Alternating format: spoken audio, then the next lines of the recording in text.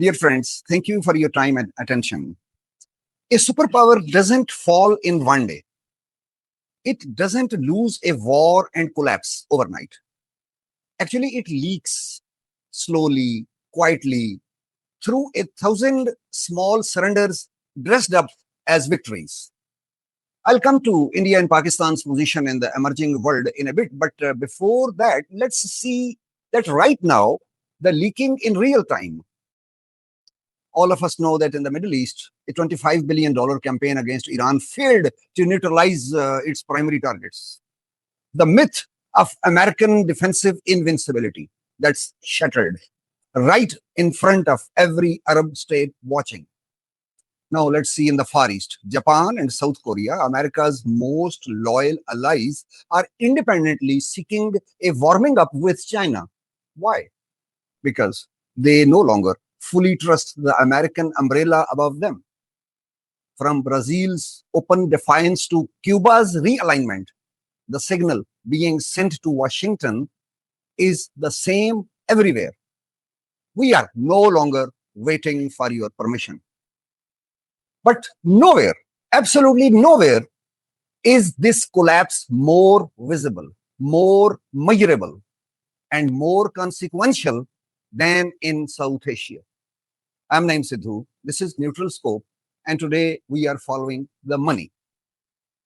Let me ask you, what does it tell you about a superpower when its foreign policy can be purchased, not influenced, not lobbied in the traditional sense, purchased.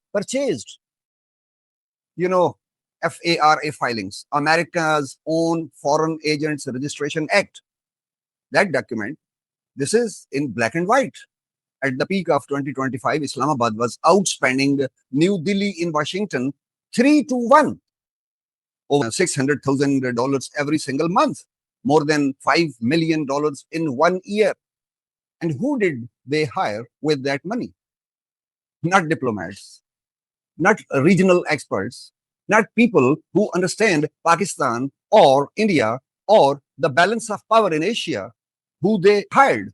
Former bodyguards, compliance insiders, people from Trump's personal orbit, people with access to Trump, not expertise. So what did $5 million buy?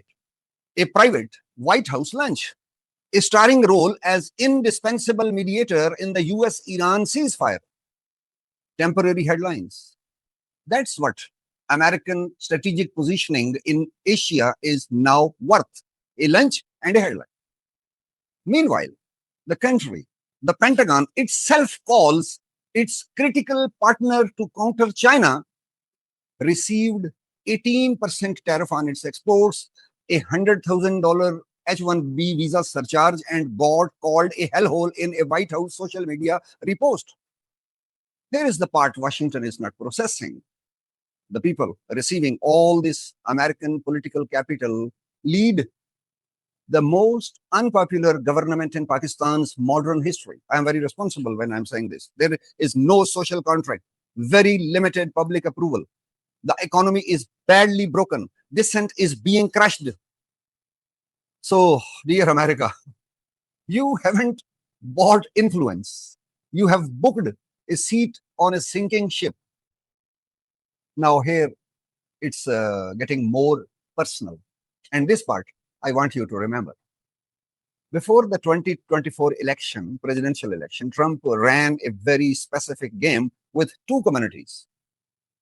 With Indian Americans, he weaponized the Modi bromance, not romance, bromance. He promised to protect Hindu Americans from the radical left.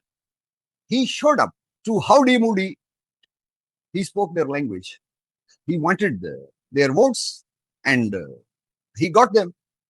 Now, post-election, the bromance vanished, replaced by 18% tariffs, replaced by officials accusing Indian firms of stealing the American dream, huge allegations, replaced by a hellhole repost. While Pakistani Americans, he nodded carefully, deliberately toward the imprisonment of the most popular leader in Pakistan, the leader whose party won a massive majority despite the entire system being weaponized against him. I'm talking about the last general elections. Trump's team signaled, we see this, we care. Remember Richard Grenell and Zalmay Khalilzad's post I'm showing on the screen.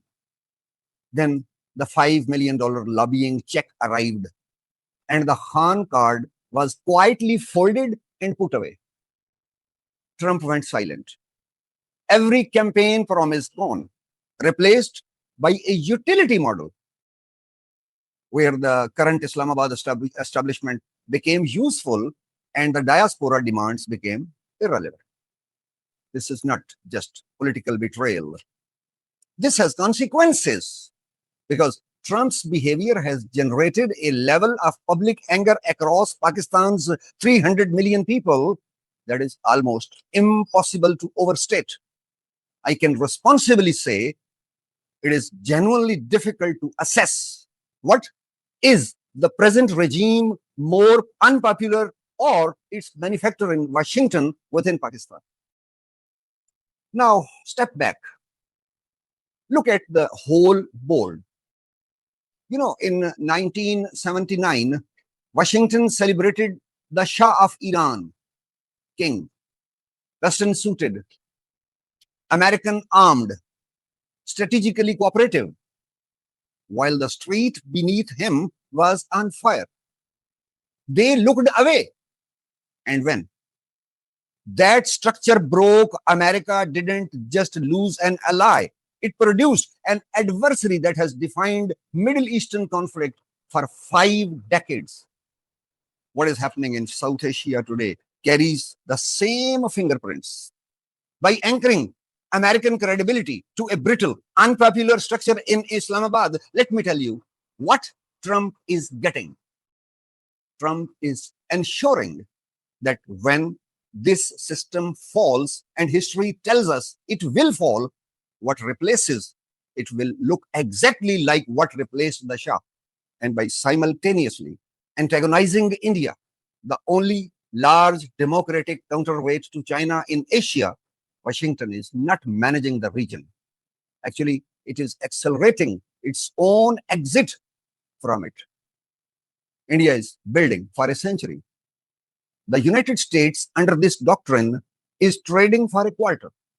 You can buy a lobbyist, you can buy a White House lunch, you can buy a headline, you cannot buy the future of a nation.